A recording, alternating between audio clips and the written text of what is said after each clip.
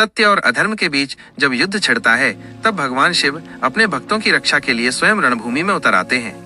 पर्वतराज सह्याद्री की गोद में बसा भीमाशंकर ज्योतिर्लिंग इसका जीता जागता प्रमाण है, जो हमें युगों से ये कहानी सुना रहा है कि जब भी धर्म पर संकट आता है, महादेव अपने भक्तों का संबल बनकर खड़े हो जाते हैं।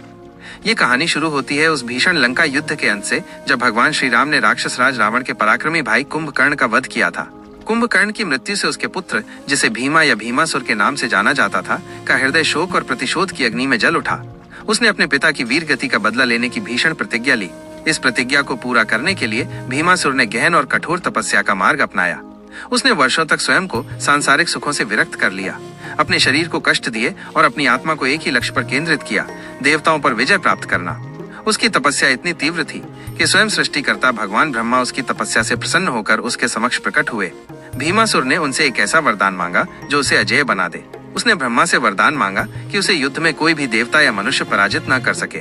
ब्रह्मा ने उसकी निष्ठा देखकर उसे ये वरदान प्रदान कर दिया, शायद ये भूलकर कि असीमित शक्ति अक्सर अहंकार को जन्म देती है।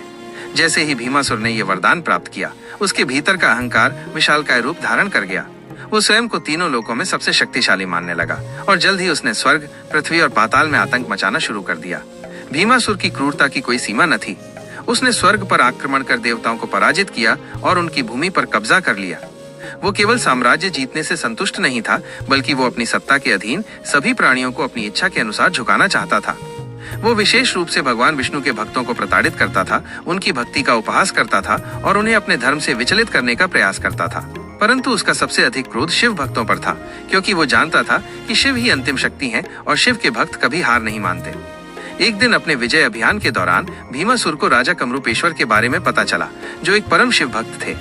भीमासुर ने देखा कि राजा कमरूपेश्वर अत्यंत श्रद्धा से शिवलिंग की पूजा कर रहे थे। भीमासुर ने अपनी असीम शक्ति और क्रूरता का प्रदर्शन करते हुए राजा को धमकाया, उन्हें अपनी पूजा छोड़ने का आदेश दिया और भगवान शिव की निंदा की। लेकिन राजा कमरूपेश्वर अपनी भक्ति में अडिग ने भीमासुर के सामने झुकने से साफ मना कर दिया।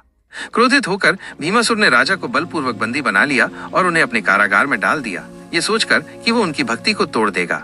पर भीमासुर राजा कमरूपेश्वर की अटूट भक्ति की गहराई को समझ नहीं पाया था।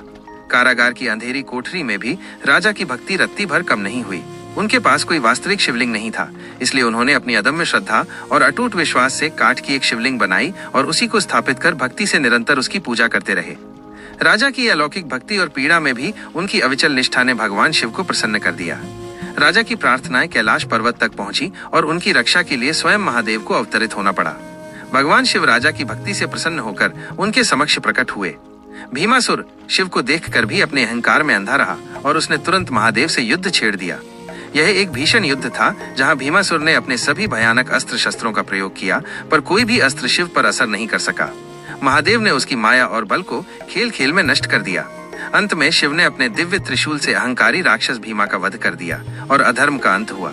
उसी स्थान पर शिव ने राजा कमरूपेश्वर को आशीर्वाद दिया और कहा, यह भूमि अब मेरा निवास होगी, जहां मैंने अधर्म का अंत किया है और अपने भक्त की रक्षा की है। जहां यह भयंकर युद्ध हुआ और जहां शिव ने राक्षस भीमा को पराजित किया, वहीं पर भगवान शिव स्वयं ज्योतिर्लिंग के रूप में स्थापित हुए। उनकी दिव्य ऊर्जा और गहन तप से पूरा सह्याद्री पर्वत शिवमय हो उठा और उस स्थान पर एक अद्भुत आध्यात्मिक आभा फैल गई। ये पवित्र स्थान अब भीमाशंकर कहलाता है, जहां भीमा का वध हुआ और शंकर ने अधर्म का अंत कर धर्म की स्थापना की।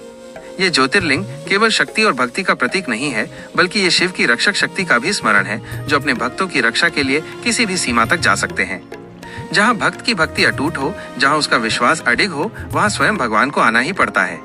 भीमाशंकर ज्योतिर्लिंग की ये कथा हमें सिखाती है कि धर्म की राह पर अडिग रहने वाला, चाहे कितनी भी कठिनाइयां आए, कभी अकेला नहीं होता। शिव सदा उसके साथ होते हैं, उसकी रक्षा करते हैं और उसे मोक्ष का मार्ग दिखाते हैं।